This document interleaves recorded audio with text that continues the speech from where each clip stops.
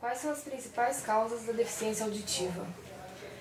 Olha, a deficiência auditiva tem muitas causas. A gente tem causas ela é uma doença que pode ser congênita, pode ser hereditária e pode ser adquirida, né? Entre as causas que são adquiridas, a mais comum que provoca a surdez é a meningite. Eu quero falar dessas causas adquiridas porque eu acho que são causas que o governo pode trabalhar e pode diminuir, né? A rubéola também provoca muita surdez. Então, as causas que são... a gente tem muitas causas que são hereditárias, que são congênitas, mas assim, nas causas adquiridas eu acho que é onde a gente pode interferir, né? A gente pode combater principalmente a meningite, a rubéola, que são as principais causas de surdez adquirida. Tá?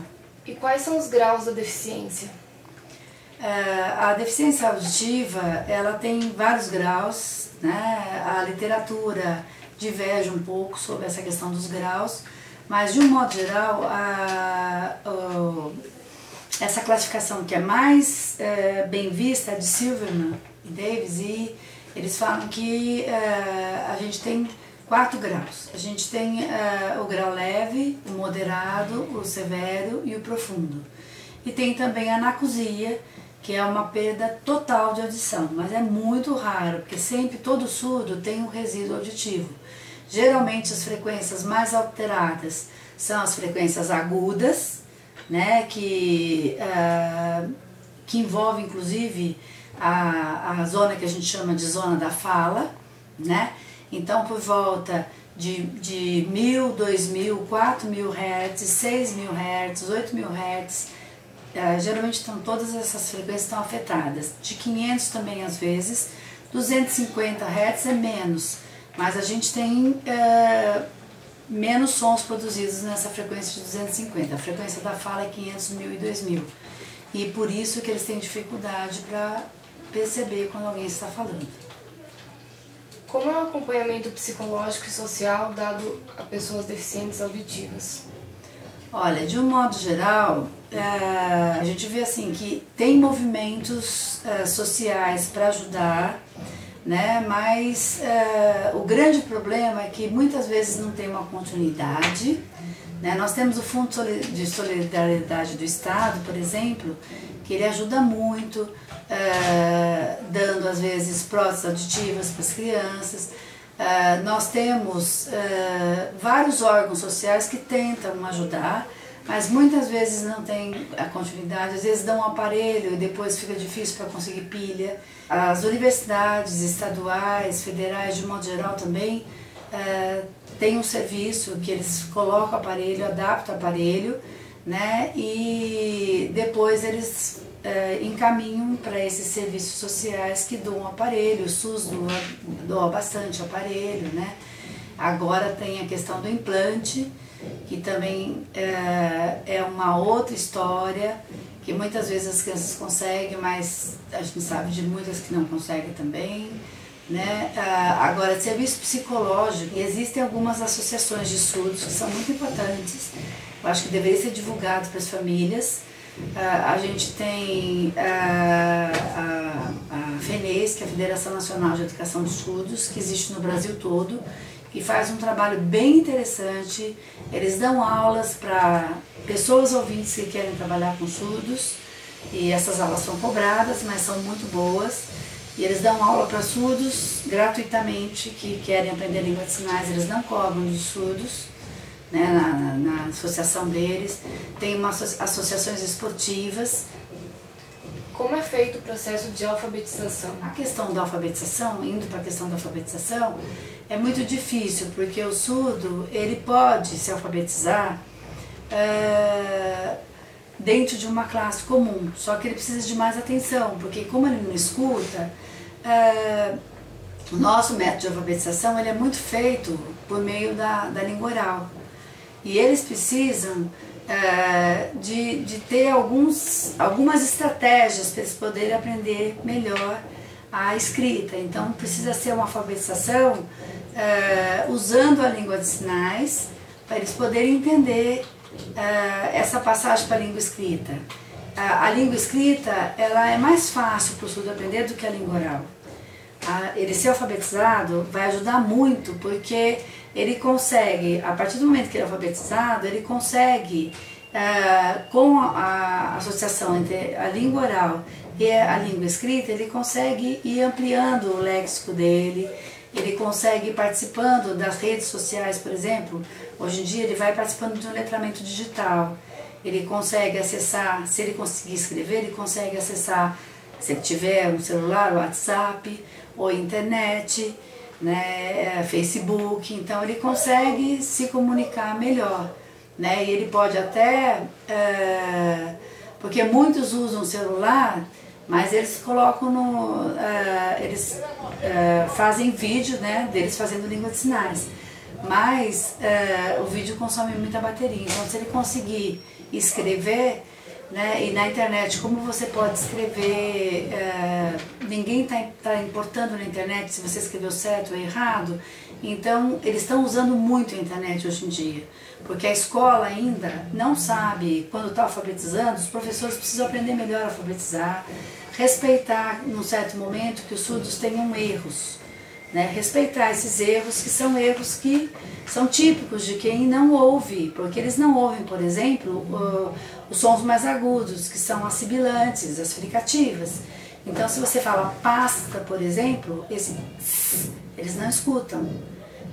Eles podem escrever pata, mas não porque ele tem uma troca, porque ele tem um problema de articulação, por exemplo, mas porque ele não escuta pasta, porta, ele vai escrever pota, entendeu? Então, você tem que mostrar depois por meio da escrita que tem um som que ele não ouve, mas que compõe aquela palavra, né? E aí você tem que trabalhar muito com o apoio de figuras, que vai ajudar ele a perceber, né? E isso eu estou falando de um surdo usuário de aparelho, não de implante, porque com implante às vezes ele consegue ouvir, tá? Qual é a maior dificuldade enfrentada por deficientes auditivos? Eu acho que a maior dificuldade deles é a própria comunicação. O grande problema é que tem pessoas que quando percebe que ele é surdo, que ele começa a falar, às vezes ele tem um resíduo de audição, ele consegue falar algumas palavras, mas ele não fala claramente, ele fala distorcido, assim, né? Às vezes as pessoas não entendem, as pessoas falam assim, não sei falar, entendeu? E às vezes a gente tem surdo que quando a criança é pequena, a mãe não deixa a criança falar, a mãe fala por ela. Esse é um grande problema também. Às vezes ele tem um atraso emocional porque ele não tem as mesmas oportunidades sociais que qualquer indivíduo tem. Tem mãe que protege muito, tem mãe que não deixa sair de casa sozinho, tem mãe que não deixa a criança brincar com os outros amigos. Então, socialmente, eles têm um problema muito grande e isso prejudica a comunicação, porque muitos têm problema de comunicação porque são muito fechados, muito dependentes da mãe. Outros, pela própria característica de personalidade, eles se soltam mais, né? Mas aí, quando eles vão para a rua, a mãe vai atrás, a mãe tem medo. E eles, na verdade, eles não têm problema de comunicação. Quando eles têm possibilidade de conviver com outros surdos, eles se comunicam muito bem. Tanto é que eles adoram encontrar com outros surdos, porque eles se identificam, eles trocam angústias, né? Principalmente menina, nessa fase que está virando adolescente, ela tem uma série de dúvidas, de angústias sobre será que eu posso, como é que eu beijo, como é que eu posso namorar, o que eu posso fazer. E tem mãe que tem medo da criança, que é uma pré-adolescente, né? De sair na rua com qualquer pessoa, e aí coloca um monte de inverdades, né, para essa criança, e às vezes tem surda que já é moça e acha que se pegar na mão de um moço vai ficar grávida, sabe? Então assim, eles são às vezes hiper protegidos pelos pais e isso dificulta muito o relacionamento social e a comunicação. E a gente viu que tinham três fatores que ajudam tanto na aquisição da linguagem escrita quanto na aquisição do surdo enfrentar o mercado de trabalho, enfrentar um processo de escola e se comunicar melhor. Em primeiro lugar é o apoio da família. uma família que realmente dá a oportunidade desse surdo sair de casa, conviver com outras pessoas, sabe? Pegar o metrô, levar esse surdo num jardim zoológico para ele conhecer os animais de perto, levar esse surdo para assistir um filme no cinema, é super importante, né? A segunda condição para o surdo se sair bem é característica própria dele mesmo, é força de vontade e perseverança. Isso faz muita diferença.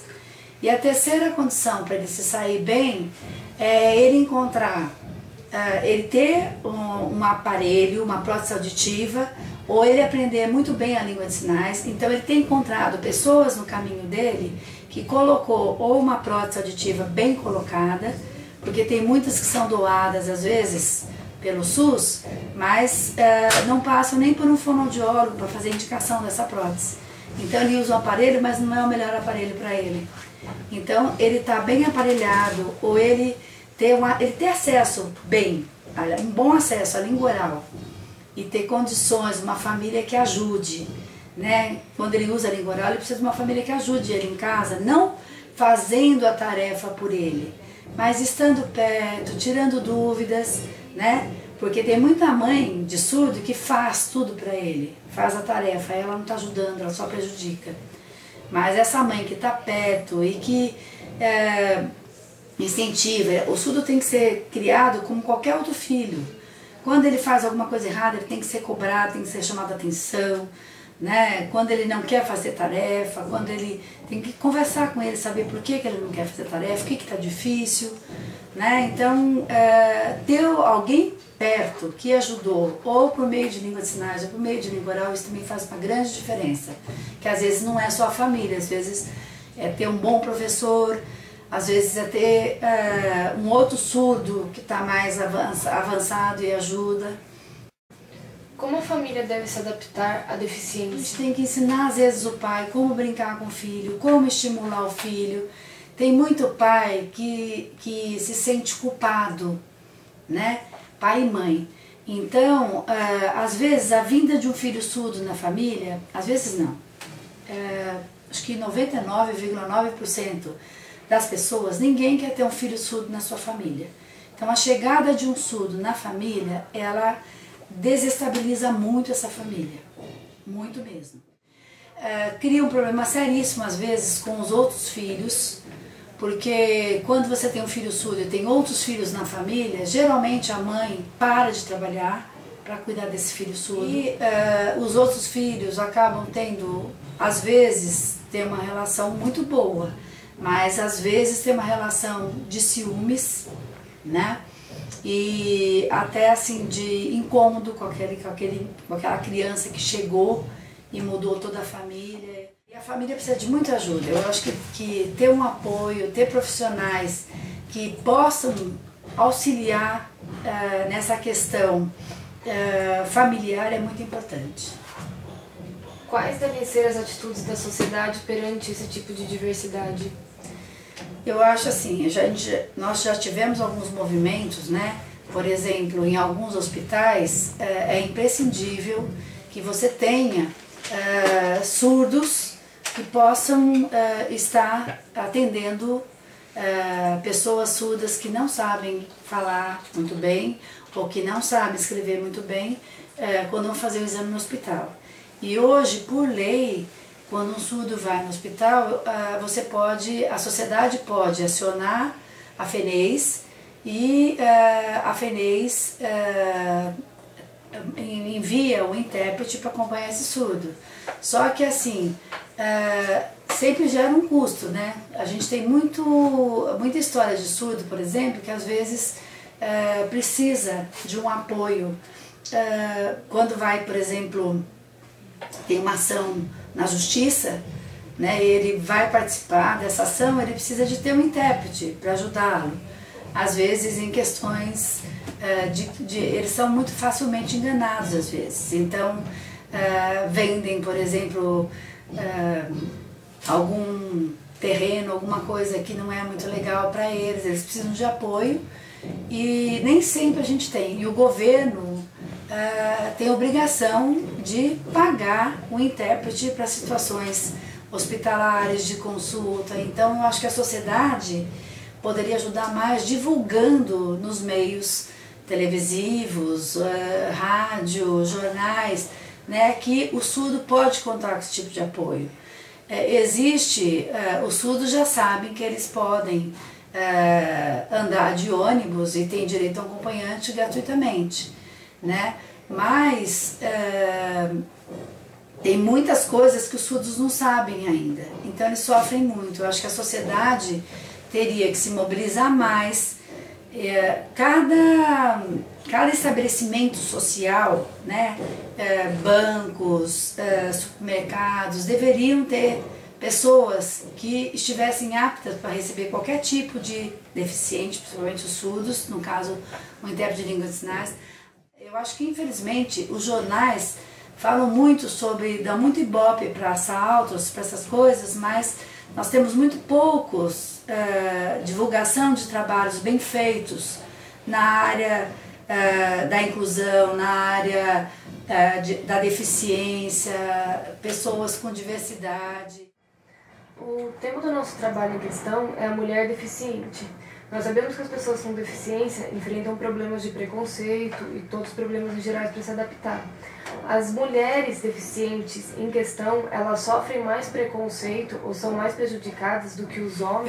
Eu vejo assim, que tanto o homem ou a mulher, aquele surdo que é mais tímido ou que a família cria mais, né? Às vezes nem é a personalidade dele, mas a família cria ele com muito medo, com muito receio, então ele acaba se soltando menos, tendo mais problemas depois no futuro, vai ter mais discriminação, né? De um modo geral, as mães tendem a proteger mais as meninas, né? Por isso as mulheres ficam, os homens elas soltam mais e as meninas elas prendem mais, né? E eu acho que isso pode gerar problema sim. E os meninos, de um modo geral, eles conversam mais entre eles. Assuntos, por exemplo, eu tive muito adolescente aqui, eles conversavam entre eles, as meninas às vezes têm vergonha. Agora, eu acho assim que em termos de mercado de trabalho, eu acho que as mulheres, elas, de um modo geral, elas têm as mesmas chances de sair tão bem quanto os homens. Depende muito da família. A família que protege demais, ela vai ser aquela surda mais pacata, que aceita tudo, né? Então, e os meninos não, eles são mais de buscar desafios. Eu acho que até por eles serem criados um pouco mais soltos, de um modo geral, aqui no laboratório que eu vi era isso. Por exemplo, os meninos, eles ficavam brincando, eles corriam, né? Eu acho que tem um fator que aproxima muito os meninos, que faz com que os meninos tenham mais facilidade depois na vida escolar, na vida profissional, que assim, tem uma coisa que atrai muito menino, que é futebol, por exemplo, o esporte, né? Então eles vão jogar futebol, eles vão, às vezes eles jogavam aqui aquelas bate-figurinha, sabe? Então eles se envolvem mais com jogos e criam uma amizade maior e conversam mais entre eles. As meninas, elas ficam mais quietinhas, então elas sentam, às vezes traziam uma boneca. Às vezes eu via as meninas brincando de boneca, mas de um modo geral elas ficavam mais quietas, mais sentadas, né? Então acho que talvez isso facilite os meninos depois, futuramente, no mercado de trabalho. Mas os surdos que trabalhavam comigo, de um modo geral, todos arranjaram empregos bons. As meninas, até por ter mais facilidade para gostar mais de atividades mais paradas, de escrever, elas saíam até melhor na busca de emprego depois. Porque elas têm mais paciência para estudar, os meninos nem tanto, entendeu? Então acho que depende muito, assim, nesse sentido. Eu não sei de surdas que trabalharam comigo se sofrem discriminação de preço, de trabalho, de emprego, né? Mas eles estão sendo bastante orientados, os que têm contato com outros surdos pela FENES, o pessoal orienta muito a aprender a cobrar, né? A saber cobrar. Mas de um modo geral, nenhum deles, nem homem nem mulher, sabe negociar um preço na hora de trabalhar. Eu imagino que eles devem ter uma dificuldade no mercado de trabalho para se impor, para ganhar pelo menos o justo, né? O que seria o mínimo correto, né? Dentro da função que está fazendo, né?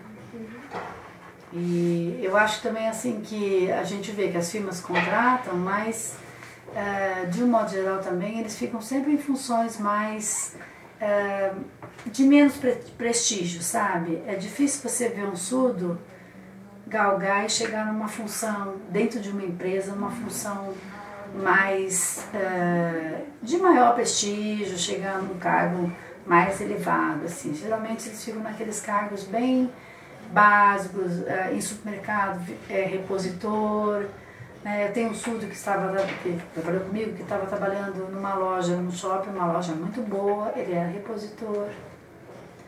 Então, assim, tem uma outra surda que trabalhava também numa fábrica, também trabalhava com serviços básicos. Tem uma surda que trabalha, que eu tenho notícias, né, que trabalha aí no Instituto Butantan também.